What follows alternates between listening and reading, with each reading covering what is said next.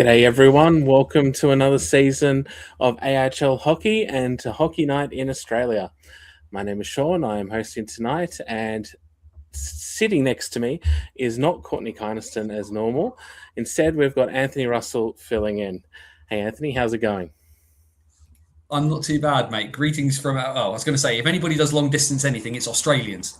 So whilst I'm neither as funny nor as intelligent as Courtney, I've got a day off here. It is one day before the end of the British domestic season, which means nothing better to talk about than ice hockey in Australia. So delighted to, you guys came onto my bits and pieces a couple of weeks ago. So delighted to be on Hockey Night in Australia. I'm an import for a change. What a drastic turn up signing of the season.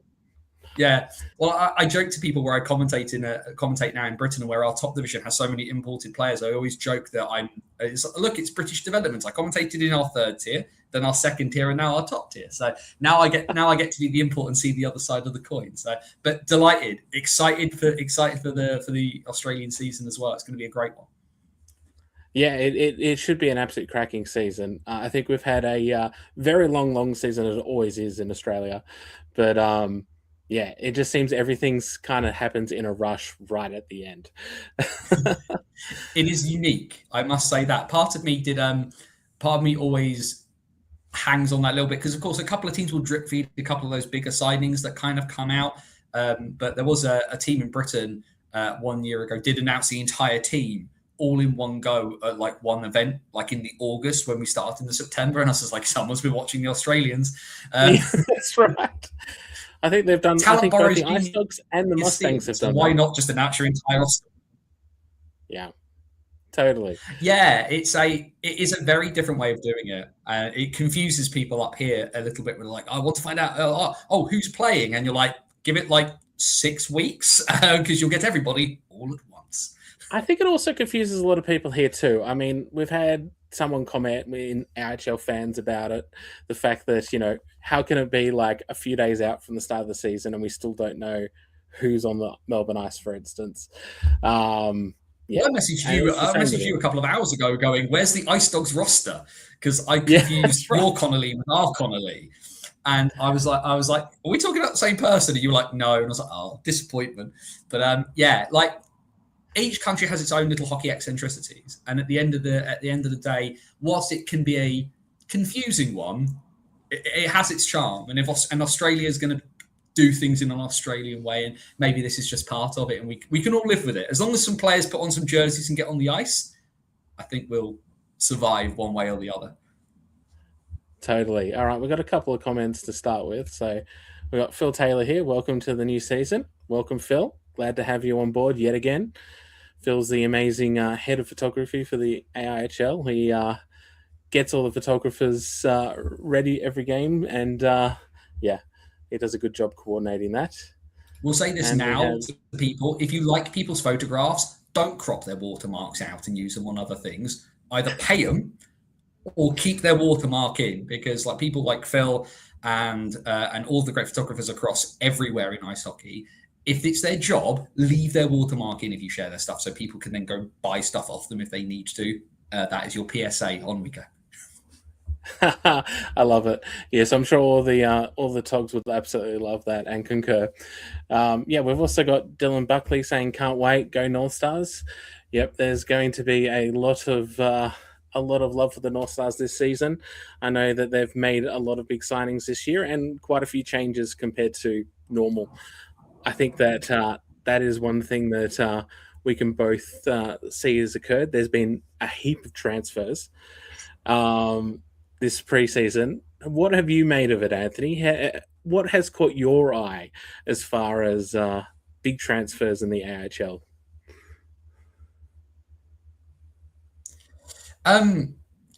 I think the biggest thing, of course, is that the big change comes from having pulled the Sydney teams out and then shoved the Sydney teams back in, because that means that I think a lot of people probably expected, and of course it has happened, that a lot of the Sydney guys have gone back from whence they came. The Kuleshov boys are back with the Ice Dogs.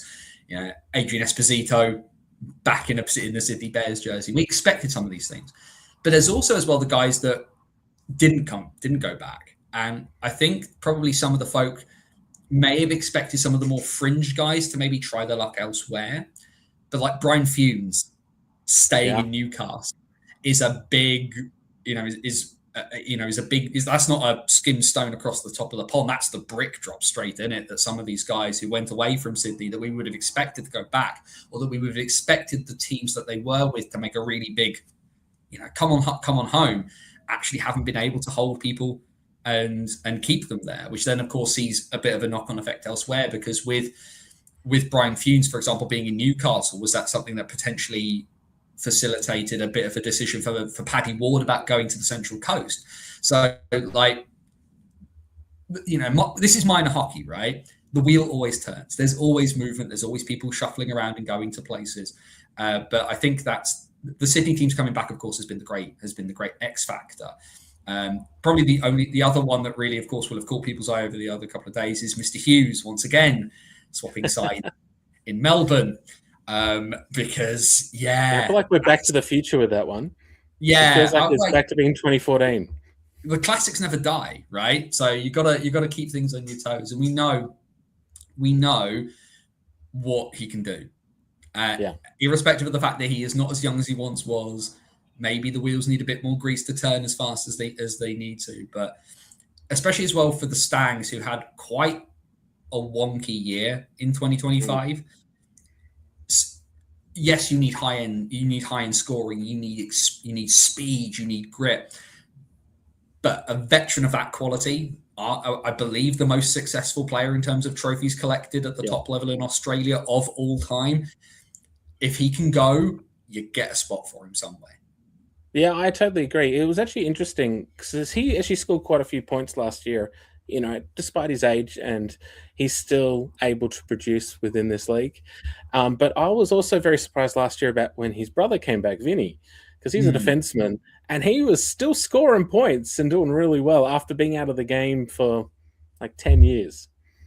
Yeah, when you're good, you're good. Form is temporary, class is permanent in that sense. And whilst I appreciate some people may not be the biggest of fans of the Hughes brothers because of some of the on-ice bits and pieces that happen, neither gentleman is backwards about coming forwards on the physical aspects of the game. But the two of them are class. Can you imagine if they ever actually properly stopped playing and tried coaching? What would happen?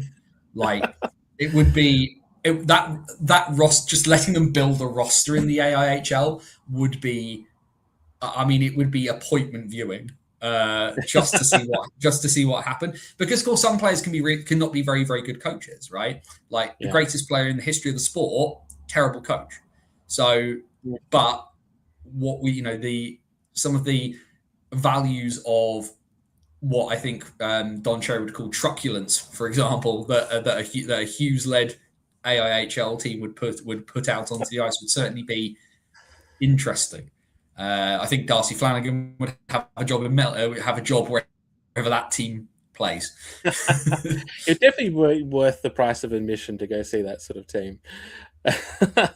You got to love good characters within the league, and I think actually we touched on that in your podcast as well about what characters are in the AIHL, and the Hughes brothers definitely are up there. So, and Joey, going back to the Mustangs, last time he went, they ended up winning the Goodall Cup. Could strike again. I must admit they were my favorites to win last year. I think I predicted them before the start of the season to win, and it didn't quite pan out that way. But again, they've built a good roster this year. It's really helped by Timmins becoming a local now that he's got his permanent residency here. So they've been able to sign extra imports, although interesting not having Ty Wishart named on the roster. That is an omission which I think hurt a lot of fans. They were not expecting that. And then also, I personally am sad not to see Flack back again. I know he didn't play last year, but he was such a good scorer for the Mustangs in 2024 and 23. I was excited to see him keep going, but just not named again, so I don't know if he'll come back. But interesting roster. It's out of all the rosters, is one of the few that we have. I think the thing, and this from a personal perspective, is one of my bugbears with how some of the things are handled in the AIHL. As you well know, Sean, my bugbear is not putting the names to the suspensions, because that's Bush League nonsense. But actually, as well, especially as well with some of your bigger players, like if a guy who's played for a season chooses not to come back, particularly if you're an import, right? I can get why they may not say anything. Ty Wishart's been such a big part of the Mustangs in recent years. Would it have hurt the Mustangs to stick out a PR just saying that he's not coming back, or he's not starting the season? Maybe he's going to join midway through because of reasons, right? Yeah. There's no bad thing in telling people stuff. You don't have to give away the farm with the milk.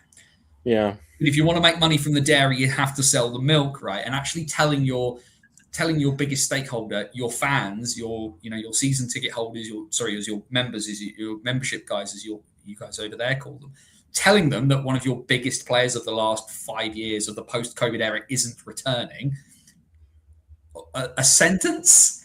Yeah. Anything to tell them. And interesting enough, nice. A few of the other teams actually did this year. I mean, I saw the Ice Dogs did it with both Crowder and Cam Todd. They informed their fans before they signed for the Brave that they were not returning, and thanked them for their service, especially Cam Todd. I mean, he was their alternate captain for a long time. Absolute stalwart of that franchise. But then also Newcastle, they also put out thank yous to all their players who left, like Casey Kabara and various others that left to go elsewhere. And I think it is good. It's a good touch. Fans really appreciate understanding what's happening, even if they might hate the fact that they've gone. They like to acknowledge the effort and time they've put in with those clubs. Yeah, I think it's simple. Also, as well, from the Sydney perspective as well, where you've been quiet for a year because of everything that's been happening, it's getting people back into the mindset of that they exist. Because the way the algorithms work for people in social media, whether it's Facebook, whether it's whatever platform you want to use, right? If you're in Sydney and you went to a game in 2024, you just happened to go to a game, but then 2025, you hear, well, Macquarie shut, so I'm not going to bother with ice hockey. And you may not gone to a game for like 18 months, but you see a thing pop up from the Bears saying, as we're back this season, so-and-so is not going to be playing for us. Oh, they're back. Oh, I should check out when the games are. Little drips, the avalanche doesn't start as an avalanche. It's the little drip, the little snowball works its way down the top of the hill first. And these are all good things that can help people. So it's not just good PR for your fans to know that maybe their favourite's going to be playing somewhere else next season, but also it's just dropping things back into the mind. We're here. We're definitely here. You can come and watch us again this year. So 100%. We're about to see Macquarie in all its glory. I also really thought that both Sydney teams would have been really good to have had I don't know, big gala nights, season launches. I know Sydney Bears did have a season launch. It was pretty low key. But yeah, something like that, to really announce, we're back. I think that would have been really good for both the league as well as the two Sydney teams. Yeah. Well, I suppose tonight is the gala, isn't it? In that kind of sense, because it's all good talking about the hockey, but actually in some ways, Friday night, only game on the docket. Yeah. Sydney Derby at the brand new refurbished rink. I don't know what they've done on the ground in Sydney. In that sense, it's a little far away, but I hope that where we maybe haven't seen stuff in kind of the AIHL internet bubble, that on the ground, on the ground they've put a lot of footwork in to kind of make people aware locally that the Battle of Sydney is back on, because this is a proper a good way to start the season, right? If you were going to do something like this, you'd want either Mustangs versus Ice at the Docklands, or you'd want Ice Dogs versus Bears at Sydney, right? And this is a good way to do it. Like I say, have they promoted it probably in the way that you and I would like? I'm not 100% sure. Yeah, I think like with anything, as much as it might seem like there was lots of time to prepare stuff, often stuff gets left to the last minute to prepare, so you might not get the same promotion as you'd want. I know that That's hockey everywhere, though. I really wanted to put out like a really good spiffy graphic for the Battle of Sydney, but I just haven't had time to do it, so it's fallen by the wayside a little bit. But have tried to do, but I also agree 100% having a Battle of Sydney as a standalone game to start the season, really smart, especially considering they were both away last year. And the game sold out really quickly.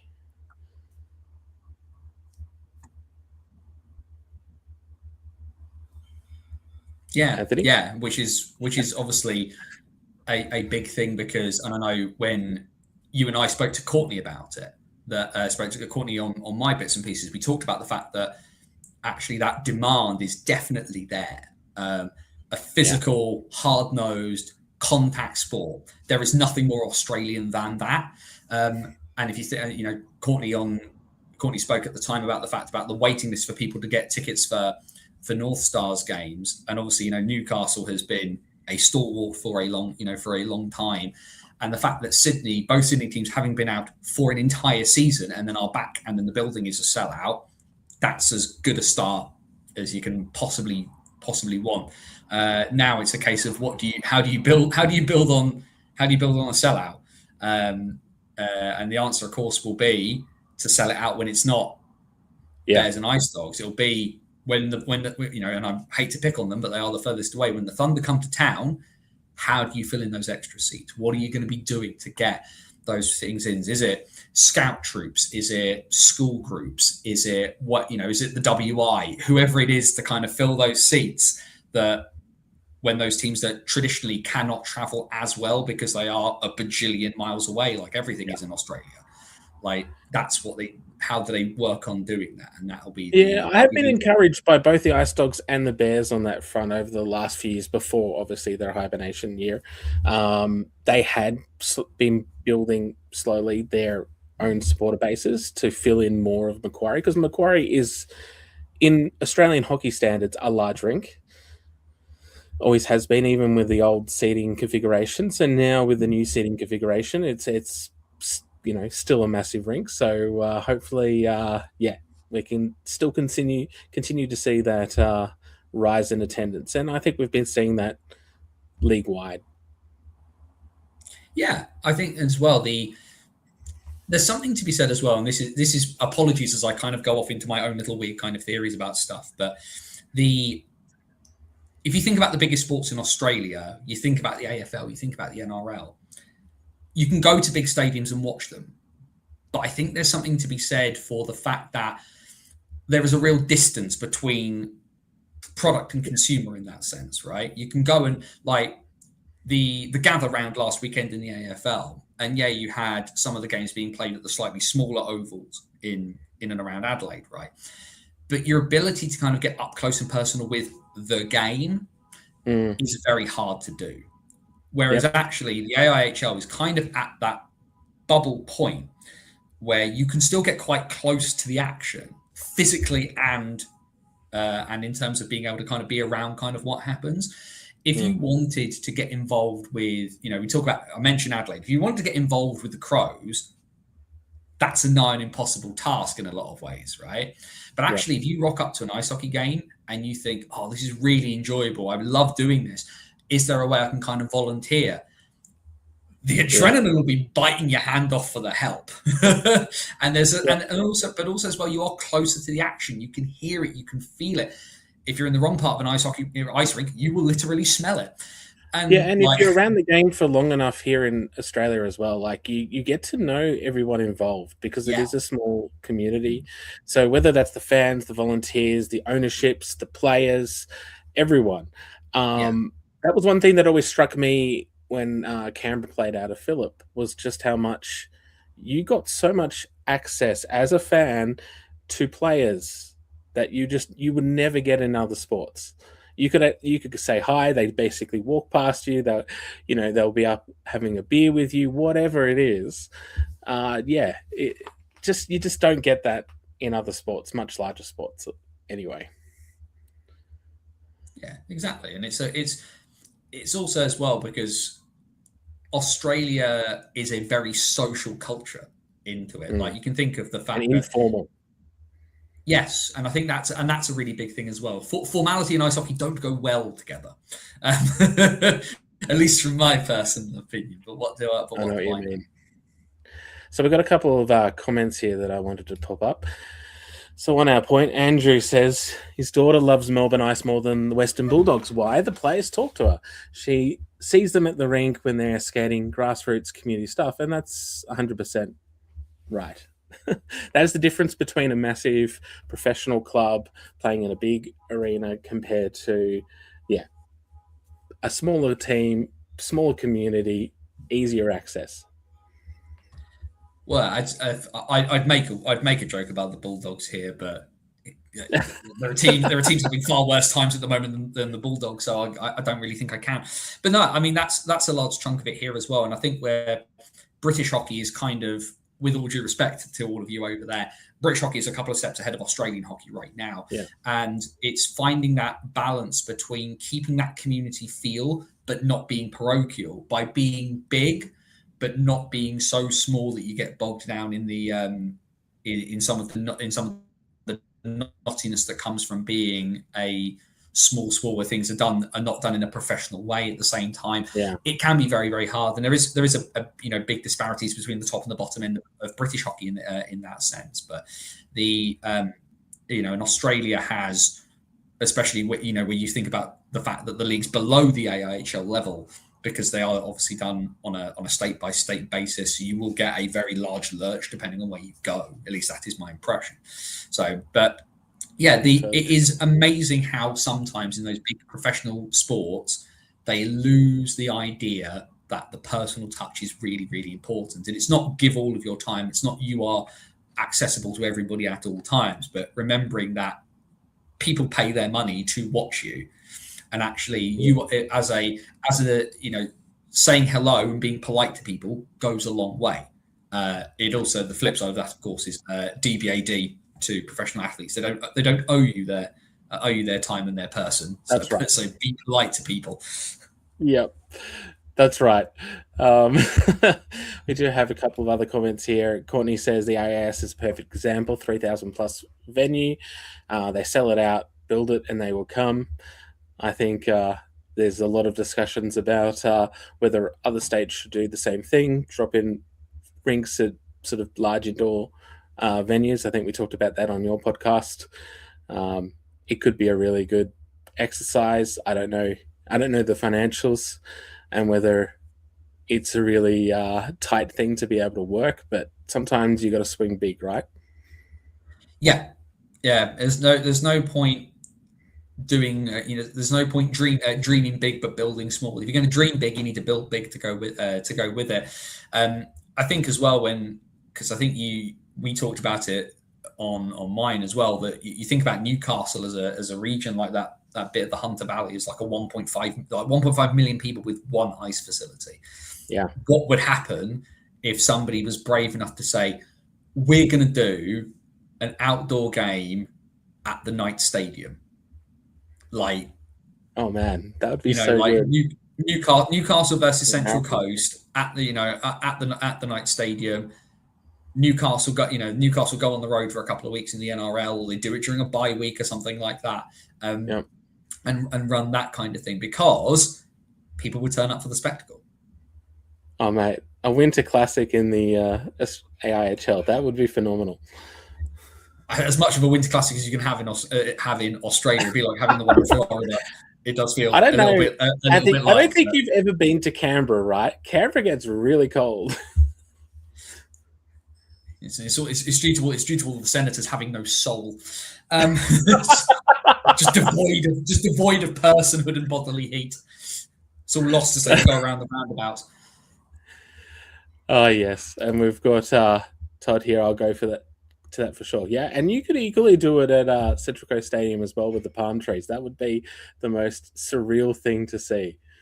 Well, we've never done one in Britain, and I personally think we're edging towards a point where we may see one in Great Britain, because I think that between some of our bigger our bigger teams, it would not surprise me at some point if we saw something like a Sheffield versus a Nottingham at somewhere like Meadow Lane, the home of Notts County Football Club in Nottingham, or maybe doing that somewhere like Bramall Lane, home of Sheffield United, or, and this one I think probably does have a little bit more legs, if we saw somebody like Belfast host a Winter Classic event at one of the football stadiums, maybe like Windsor Park in Belfast. I think there's not a I think there's probably it may still be a few steps away, but I think it's probably in the pipeline for British hockey. But I think as well, you think like Australia has had an NHL game, has had the NHL over more recently than we have. It's been since there's been no NHL teams in Britain since 2007 playing a game, like a competitive actual game. Like with all, I don't count the Boston versus Belfast Giants select thing they did. That doesn't really count, but like we had NHL regular season games played here in 2007, and we have not had a sniff of the NHL since, right? And yeah, it was preseason in Melbourne, but like people turned up. We'll see whether people turn up in Tasmania all the time as well. They turn up, and they've turned up in massive numbers for that previously. Like they've rented out like massive arenas to run that series when they had Wayne Gretzky come out and stuff like this. So people, and Australians especially love an occasion, like a sporting event occasion. They absolutely love, and that's what this presents. Just like finals does, or like if you had like I know people have also been suggesting in the off season that we could have a magic round, you know, where everyone goes to one location for one weekend and plays an entire round in one place. Spoiler, that'd be Canberra. I don't know. You could easily do it in Melbourne, I suppose, or Sydney, depending.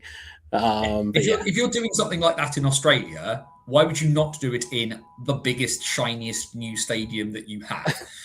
Would be my response to that. But I mean, you talk about the Australian stuff on occasion. You guys celebrate voting by having barbecues and having a sausage sanger. Like the Australians will make an event out of anything, right? Even the basic exercise of democracy. So I mean, you think about this weekend coming into this weekend, where we have 3 different playoff weekends in different places. You've got the Elite League playoffs in Nottingham. You've got the National Division playoff weekend in Coventry, which I'll be commentating at, and the Scottish National League playoff weekend in Dundee. And it's the end of our season, but you get, irrespective of the fact that we will have 4 teams playing, you will get fans from every club turn up there. And even some fans from teams who used to play and don't exist anymore, or fans who just want to kind of rock up because they enjoy the spectacle of the event. Yes, you guys get it for finals, but it's a bit more built into your Australian sporting culture to have something like the Magic Round, like the Gather Round, and maybe as a thing, it could be a real thing that you could try. Because like you said, swing big, got to swing big. Otherwise, what's the point in trying? And Australians love that.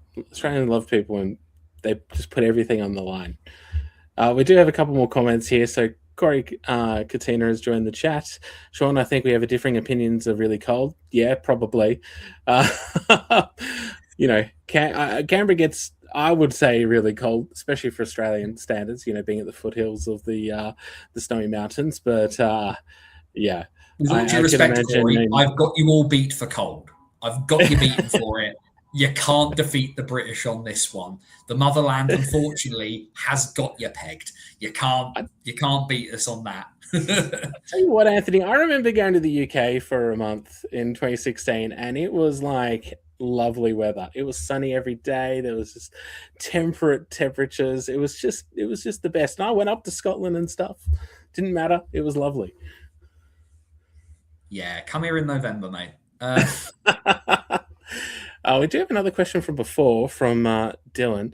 Just a question. Would Newcastle have to pay out the Bears for Funes, or is it just a straightforward transfer? So there's not like transfer fees in this sense. There is a cost for keeping Funes for Newcastle, but it's on the player points system, which was introduced a few years ago. So there is definitely a cost for keeping a player. I know that those were built into those loans, but yeah, as far as actual like physical cost of money, I don't think there is an actual money cost. But yeah, So yeah, they had to make a decision on that, and obviously they were happy to pay for that. Sorry, what was that, Anthony?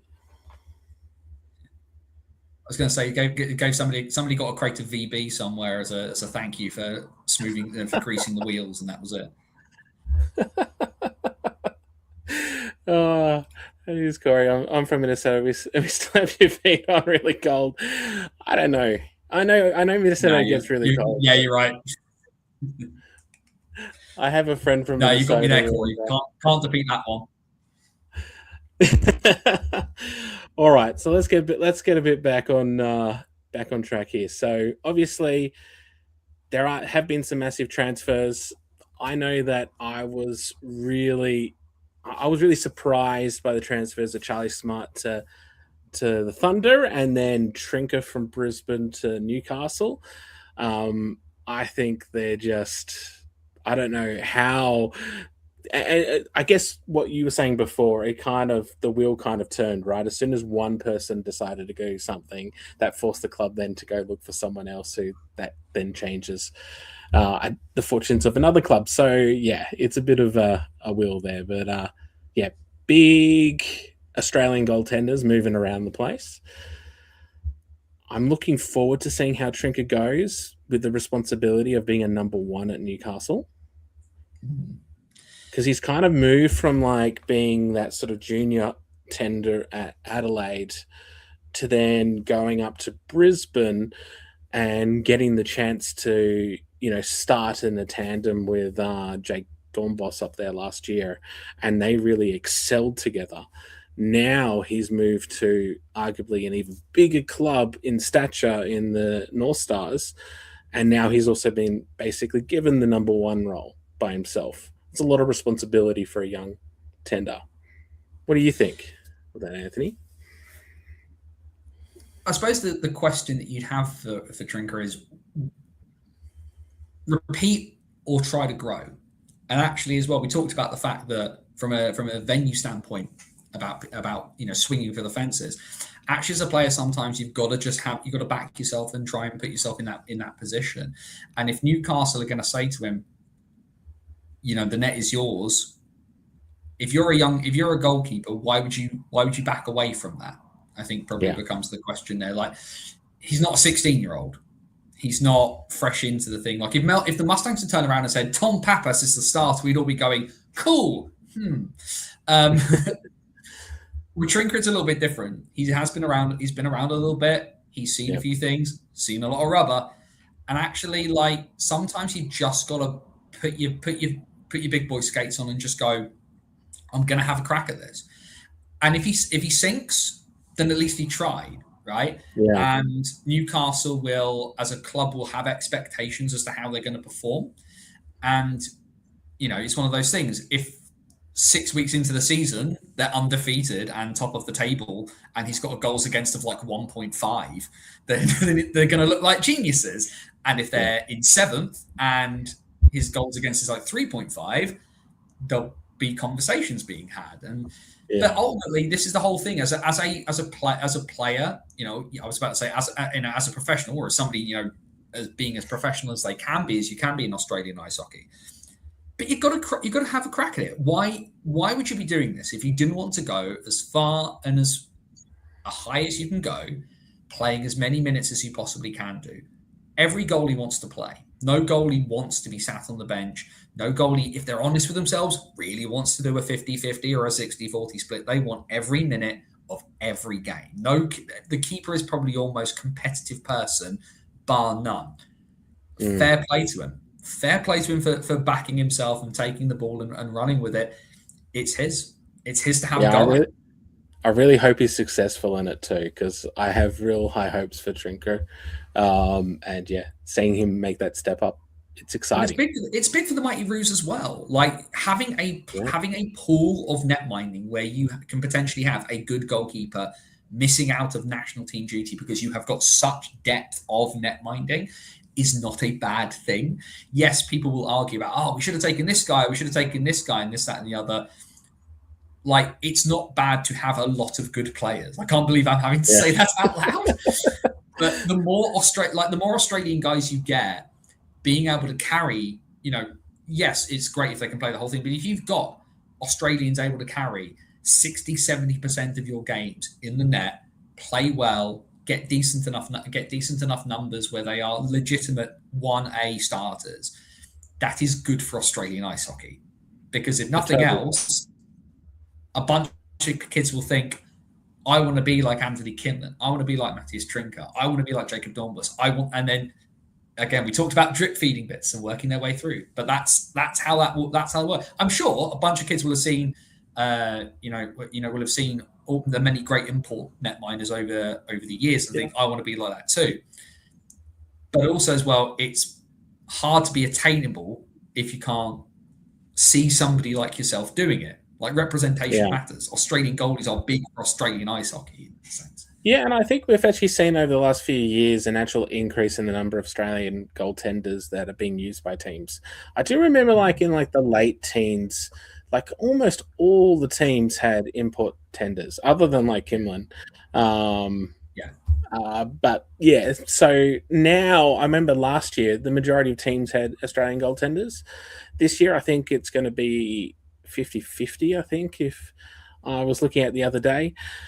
It's interesting. And we do have good Australian tender tandems as well. So now that Charlie's gone over to Perth, he's now there with Toivonen. They're two Australian international goaltenders. And then you've also got the Bears. They've got Kimlin and they've got Downey back this year. Two exceptionally good tenders. So there's a lot of skill out there in the tenders, but it should make for a good season, I think. Although I was very impressed, I guess, with the signing that the Mustangs did with an import tender. He looks like he comes from very good levels, so it would be interesting to see how that plays out this year. But I think, but with Tom Pappas there as well. Firstly, you're wearing 4 as a goalie. That's weird. Let's all just acknowledge that elephant in the room. That's what goaltenders are, right? Aren't they always weird? Yeah, but even then, I can't be the only person to have seen the roster list and Mustangs gone 4 in goal. I get you're technically a defenseman, however, but I think as well, with all due respect to Tom, he at the moment is the future of Australian netminding, right? Yeah. But can he do a full campaign right now? The answer is arguably not. And having somebody there, and so hopefully this is at some point he does need the chance. Yeah, but hopefully the plan is here. Tom, be a sponge, soak that all up, and go do things like that. And it's similar kind of thing with maybe like Tommy Forrest and Tatsushita the last couple of years. The project is there to make this person our number one for many, many years to come, but they aren't there now. Learn from these people. Be good because, absorb everything from these people. Milk every bit of knowledge you can get out of them. And then hopefully in a couple of years, because where are we, 2026? Yeah. You'd hope that maybe 2028 that Tom Pappas can be given the ball. Because I think given his age, you maybe want to, this year and next year, maybe just let the rope out a little bit further, but you'd be hoping 2028, 29, he's off.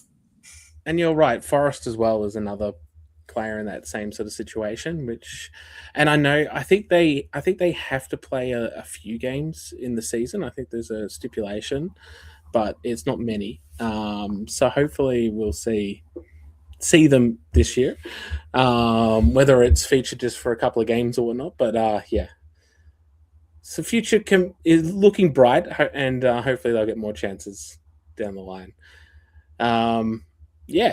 So Todd did bring up another player, Casey Kabara, moving back to the Brave. I think that was a bit of a shock for most fans, considering he only just moved to Newcastle last year.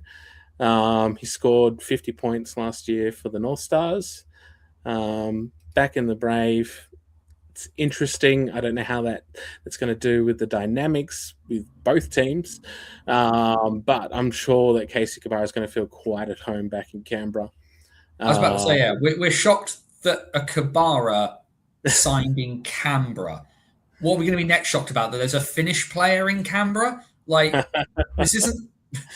I'm sure there's some bits that have kind of turned in the background there to bring Casey back, but like, yeah, I mean, it was, in some ways, like you say, it was a big shock last year when he went to Newcastle, and then he came back. Well, he had a gap year and came home.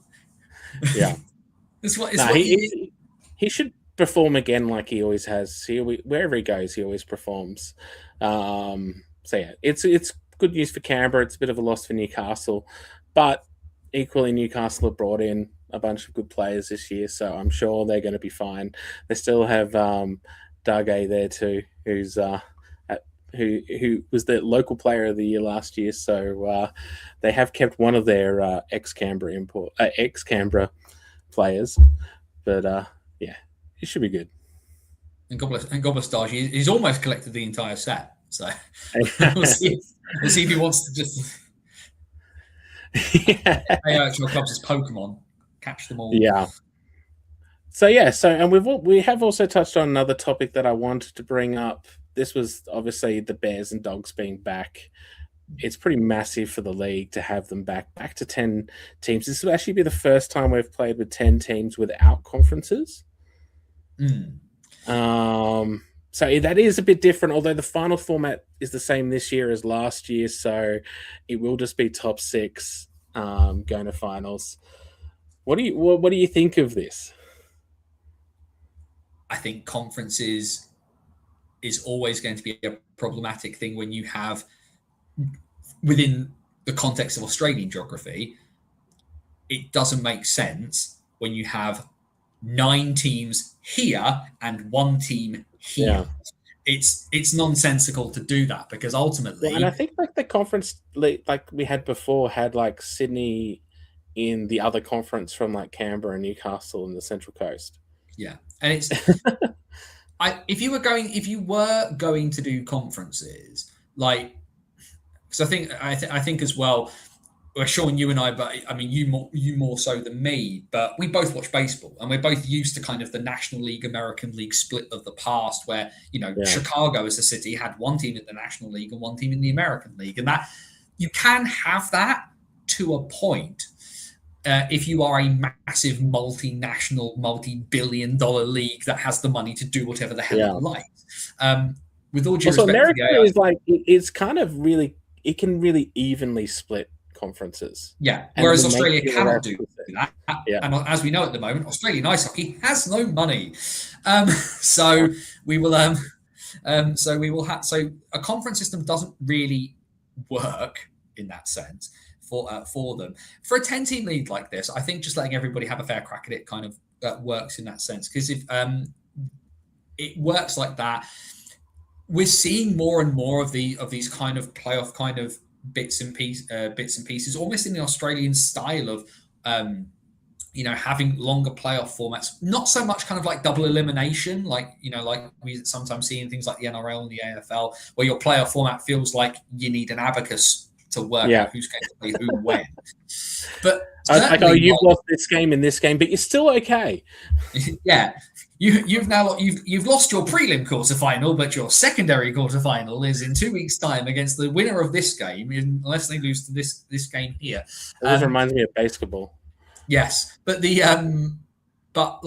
like the playoff format in that sense. Obviously, it can be tough doing 3 games in 3 days in a semi-professional sport, but the price of glory is the sweat you wring out of your jersey at the end of the day, right? And I like it because what it encourages is, in a emerging sport, it brings more people into the fact that there is something to be played for. Because what is better than the story of a team that runs the table? And where you can't have playoff series in Australia realistically, unless Perth fall off a cliff and finish bottom. Because no one's going to want to do a 3 or a 5 game series going backwards and forwards between like New South Wales and WA, but it gives an extra added element to the playoff format to make it more robust, right? Yeah. And where you think about in British hockey, where our regular season title is our big thing, and our playoffs are a blowout extra tournament at the end. Well, the AIHL has gone down the route of going, no, you win. Our playoffs are what they are, but the winner at the end is the winner at the end, and that's how we're doing it. And therefore, it does aggravate me though that we call the winner of the regular season just the minor premier rather than the premier, which I love, and it's the most Australian linguistic thing ever. Right? It's amazing, but in some, this is the thing that people sort of say here is like people here want playoff series, right? And a lot of people say, well, because of the nature of you've got teams in big arenas that have secondary uses, so being able to do a 3-game series would be tough, and teams in ice rinks where they've got all the other bits and pieces that go on, and but people say, so we can't change it. To which my response to a lot of people here is, but you run the league. The elite league is like the AIHL. You sit separate of our governing body. If you don't like the way things are run, change the way you run them. Yeah. And also as well, you think about the New Zealand Ice Hockey League actually technically plays 3-game series for their finals. It does. And they've worked a way around it, so they don't go from like one rink to another. They will have a host rink, and then they share in the profits that are made on that week between the two teams. There's an agreement, and so there's ways to work around that. But the Australian one as well, like I say, or of course you could always do what Andrew says here: relocate Perth to Albury-Wodonga. Wodonga Thunder does roll off the tongue somewhat, if nothing else. But think about it this way, right? Like how many leagues are able to put on a finals weekend across 3 days where you will get 5 games of hockey, all of import, that mean something. Yeah. And it is literally where the top team in the league can potentially, have the big crowning glory, or some team that finishes 6th can run the table, win 3 games in 3 days and still be declared champion. Like that's good sports business. That's good sports business for the AIHL, and particularly as well where you are used to having playoff formats in Australian sport. If you had something, like the A League has playoffs to decide its winners. Virtually every sport that you have down there, will have some sort of final of some description. So the Australian Hockey League following that makes sense, but also making the whole thing one big hockey party. The Melbourne Docklands is not the most picturesque part of Melbourne by any stretch of the imagination, but you're able to do it, and that's a really good thing. It's really bouncing though on AHL finals weekend. Like the atmosphere is unbelievable. Like there's nothing else like it in our hockey scene here, and it's quite intoxicating.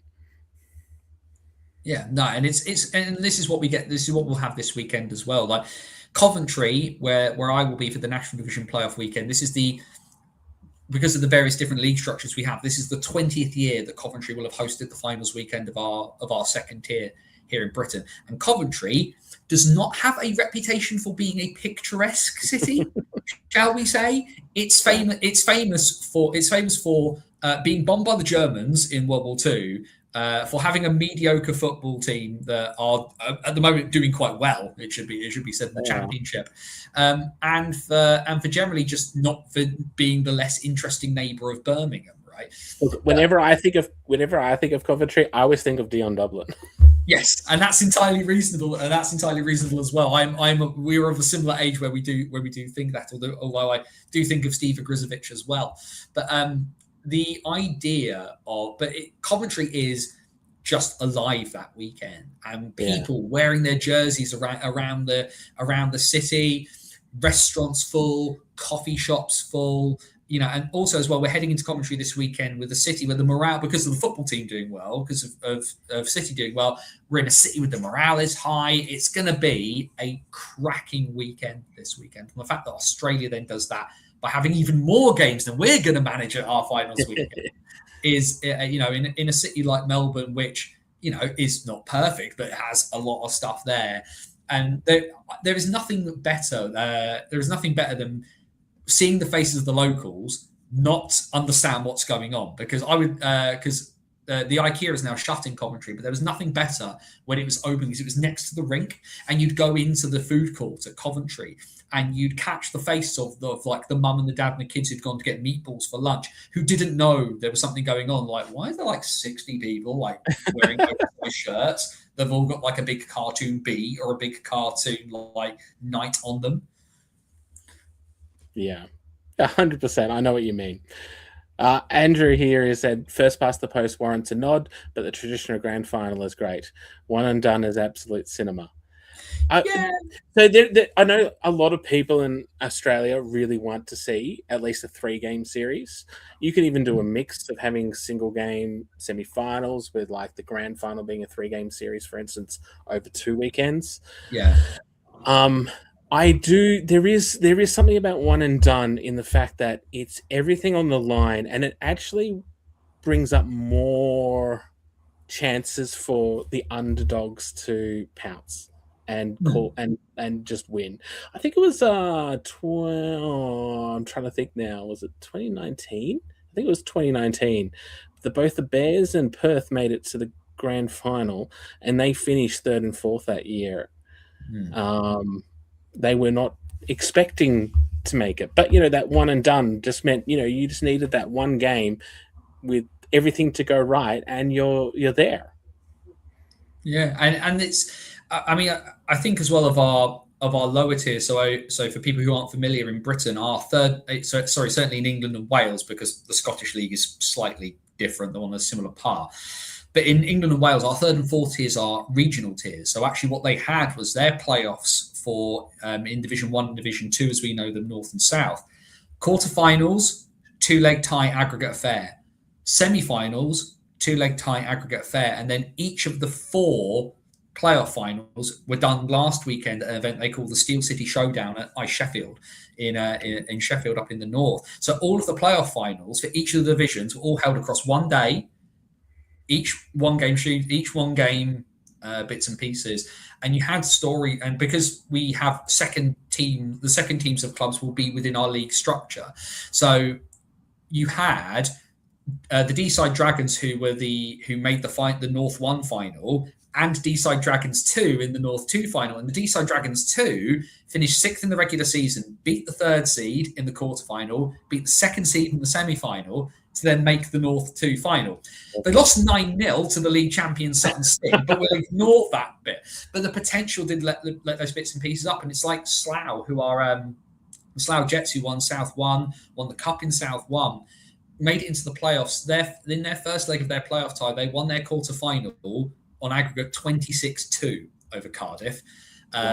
And battled their way through into the final, and then lost on penalty shots to Streatham, who they beat in the league and beat in the cup. And then Streatham, having been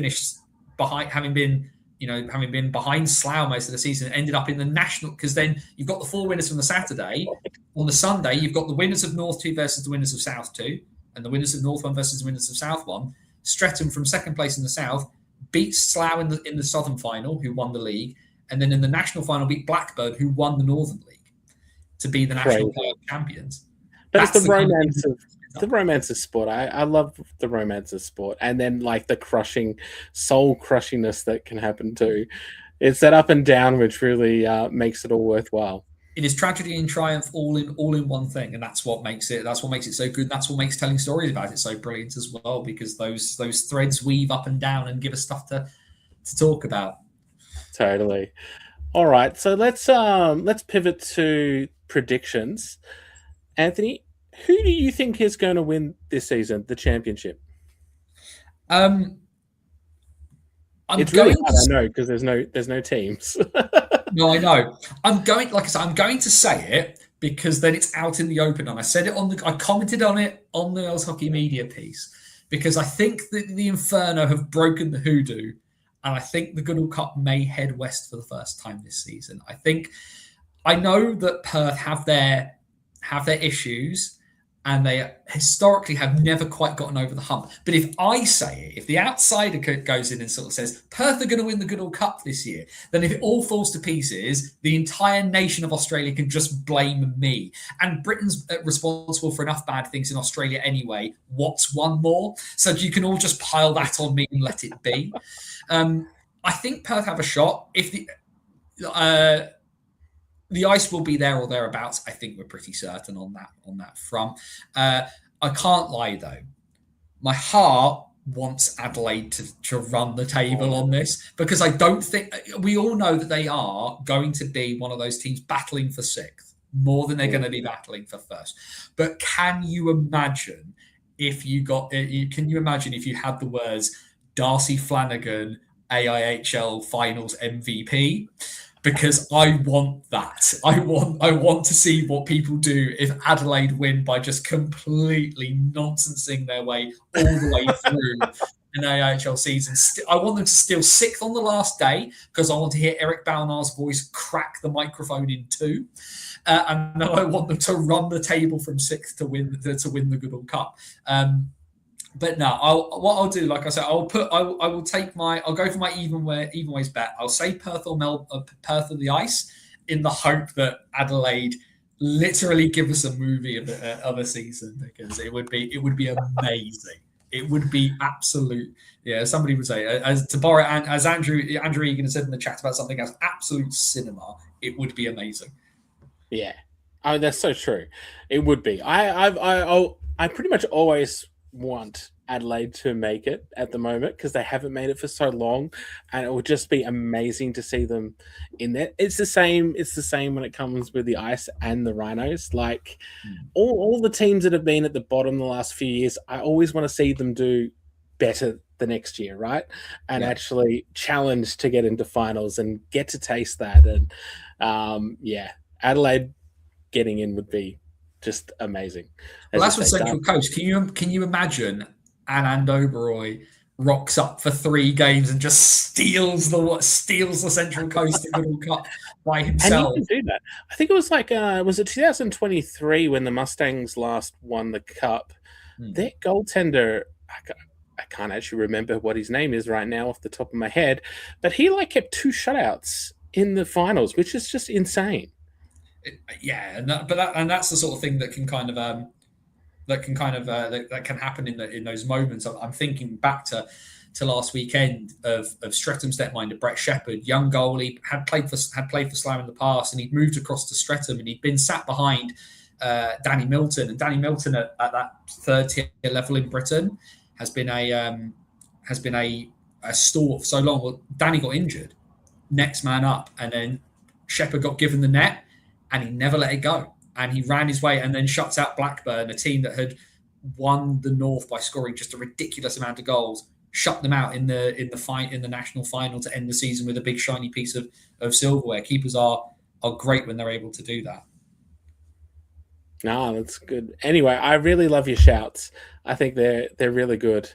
Liam Hughes, by the way, I can see Steve in the chat has said Hughes, but yes, it was Liam Hughes was the netminder for the Mustangs. Yeah, I can never remember whether I was thinking, is it Hughes or is it Liddell? No, it was Liam Hughes. He was at Guildford for a few games back in. He was a very good goaltender. We certainly had good numbers for the AI. 91.6 save percentage, 2.86 GAA going through the regular season. Those are top end numbers in this league. So.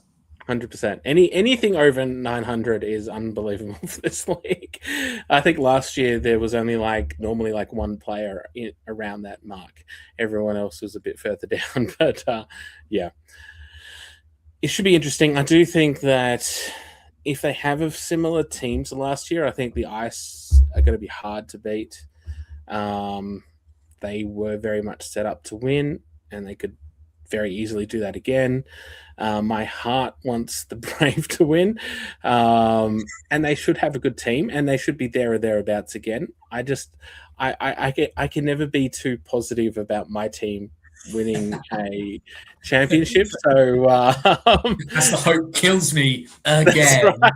I'm always more pessimistic about it, but I also think that Perth's a good shout. Like, I think that they've been building. They've definitely got the capability. It's just trying to put it together, and it is hard because they travel more than everyone else in the league during the regular season, and then in finals they always bring a good contingent of fans. But it's always a smaller contingent as well. Again, because of the distance, but yeah, I think that's a good shout. I think that could happen, and I think that the Inferno have broken through. They've broken that hoodoo for Perth. They can do it in ice hockey now. There is one. We have one. If nothing else, if you're the Inferno now and you see they're in the Thunder lose at finals weekends again, if I was the Inferno, I'd rock up to the ice house and just be standing there with their trophy, just going. We rule the roost over West. We've managed it. Oh, here we go. Courtney, my heart is with the Newcastle North Stars, but it would be pretty cool to see Perth double up, win A-Dub and AI. It would be awesome for ice hockey Perth. It would. You'd really hope something like that would really kick on, and they would get a lot of juniors coming. They could really harness that to really grow the game over in Perth. Again, another place that probably needs a new facility. Perth Ice Arena is quite small. I reckon, just like Newcastle, Adelaide, all of these places, and Brisbane, if you gave them a bigger arena, they would pack out bigger arenas. Yeah, anyway. Totally as well. It would be one of those. It'd be one of those things where just that extra bit of publicity in it, just that extra bit of publicity on 7 local news or something like that. Oh, okay, we have a team that does well here because people will turn up to a team that does well. Yeah, it's interesting. I mean, you look at Canberra, for instance. They went from the smallest rink basically with, one of the oldest facilities. And then they moved into the AIS and absolutely packed it out pretty much straight away. There was no oh yes, there's time to actually build into this.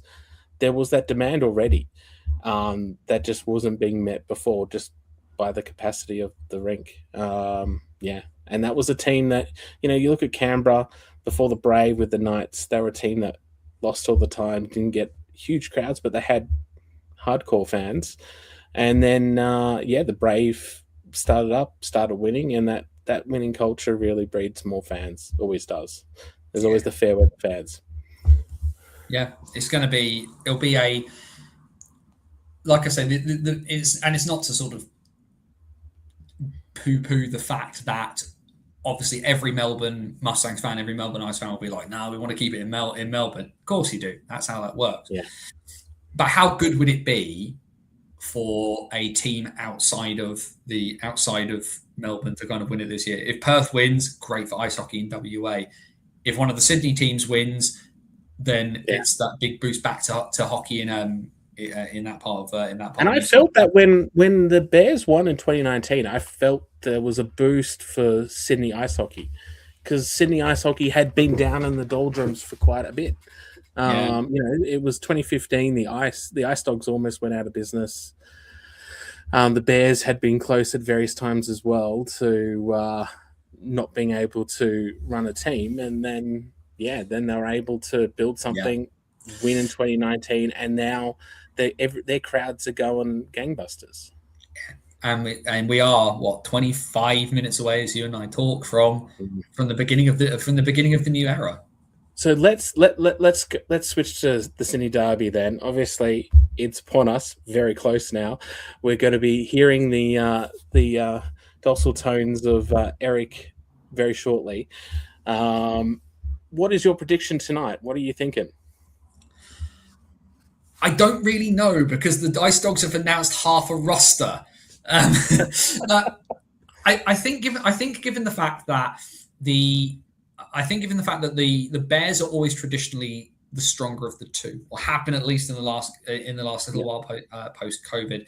What I'm really fascinated to see is how much of the weight Dmitry Kuleshov can put on his shoulders, because as a individual, yes, it's a team sport. You need all of your lines to do your business here.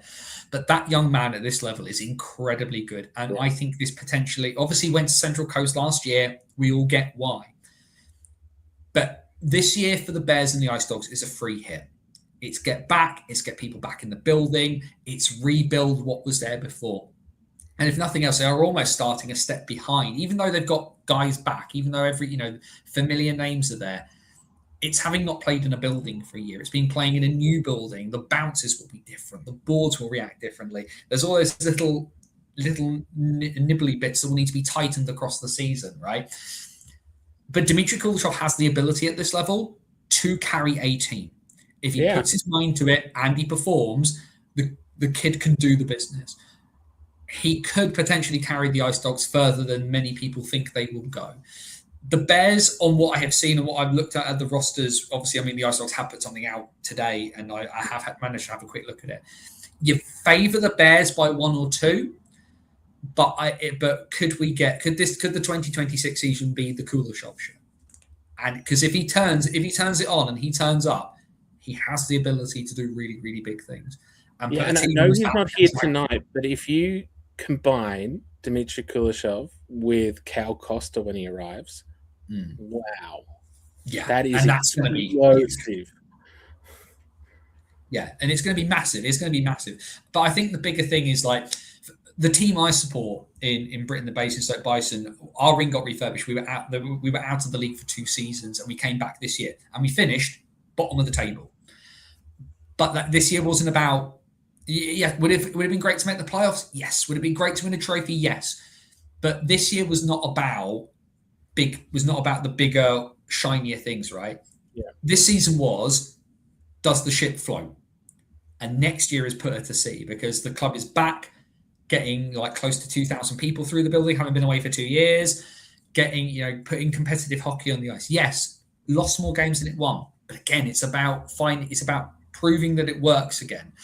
And this is what this year is for the Bears and the Ice Dogs. And that's a good thing, because for me, that takes some of the pressure off. It's not an excuse for losing, but it is a, guys, we've been away. It's okay. Let's see what we can do. And I think that is a very, very powerful motivator. If you're the Ice, the pressure is on. If you're the Mustangs, you look at the net mining you've just bought in, the pressure is on to perform. If you're Perth, there's a hill you've never managed to climb. The pressure is on. There is no pressure on either Sydney team this year to win anything, because all it's about is being back. It's only about being back and getting it working again. So that's where that lies. It is a very, very powerful, liberating force to be able to have behind you. Well, I think that is a very good analysis of the game tonight. I must say I will be predicting an Ice Dogs victory, just because I think they can surprise people. I think I'm really looking forward to that. So anyway, that's what I'm hoping. We'll see how it goes. It's probably going to be the Bears, but the Ice Dogs can always win on their day. And I'm looking for a Grand Tourman winner there too. I still can't believe the guy counts as an import after all these years, but he still does. So fun times. Yeah, the eccentricities of hockey administration, I think, is all I can say on that one, as we're staring down the barrel of a bunch of things potentially changing with how we classify players here. So we will see what happens on that front. Oh, well, I'll look forward to learning more about the UK hockey scene over the course of the year. I know that you guys are just about to finish your season and then go into your off season. So perhaps we'll get you back onto the show later on this year, so that we can actually have a preview of the UK next season, so that our hockey fans can experience the joys of British hockey in our off season. Yeah, and it's been fantastic to be able to kind of do a few bits and pieces together. I mean, as you know, I've having sort of had sort of sporadic contact with people over the over time, whether it's Michael at Thought Fox, whether it's the occasional chat with people like James Morgan at ATC or Cloughie or Stephen White or things like that. I think what Andrew McDougall as well. We can't not mention Doogie, though apparently he's missing tonight's game, which I was really annoyed about because I wanted to just sit there and just send him messages throughout, just needling him throughout the entire game. But I've watched Australian ice hockey for a really, really long time. I'm of the Sasky Stewart generation, where Sasky was out in the big wide world shouting and being Australian about a variety of things, and found Australian ice hockey through that. So to be able to kind of watch the ups and downs for such a long time has been really, really cool. And it's been really cool to be involved in bits and pieces like this as well. It's great to see hockey thrive in a place where people don't expect it to even exist. It's great fun. It keeps me entertained during my off seasons. If you think about this, I've been watching Australian ice hockey longer than Banners on the Wall has existed. That's the point I am at. I remember Stu Denman. I remember Jason Backling. I remember watching both his brothers the first time around. So I'm an old man. And, I remember, I watched Liam Webster all the way through. That's how old I am and how old I feel. But what you and Courtney and the folk here in Australia try and do, we've seen a real upsurge recently as well. And I know you guys put out a post today of different things to follow. And it's great to see Australian ice hockey being able to, from within, to generate that coverage of we are here, we are doing stuff. This sport is great. This sport is growing. Please jump on the ride for us, just like we've been able to do at times in Britain. And I'm really honoured and privileged to be able to hover in the orbit a little bit with you guys and be able to kind of do the bits and pieces that we do. I'm excited again to be able to just kind of sit back with my breakfast because a 5 p.m. face off is 8 a.m. here, so I can sit down. I can sit down with my toast or my bowl of cereal and a mug of coffee and watch it and watch a game live. I can think of a few better things to be able to do as our season comes crashing towards its conclusion this weekend. I wish all of you over there all of the best for it. I'm sure it's going to be an excellent year, and we are just over a quarter of an hour away from kickoff. I am excited to see it up and running. Thanks so much, Anthony. I really appreciate that. And thank you so much for coming on at such short notice tonight and being my second on this. It's been fun to chat. And thanks everyone for tuning in today. I know that it was a bit last minute organizing this all, but we're looking forward to the start of the season in 15 odd minutes. Everyone jump on AIHL TV unless you're in Sydney. Get to the rink if you got tickets. If you're in Sydney and you're still in your house watching us, you've done this wrong. Because even I know in a city that big, the traffic's going to be murder trying to get there right now. So be gone from our site.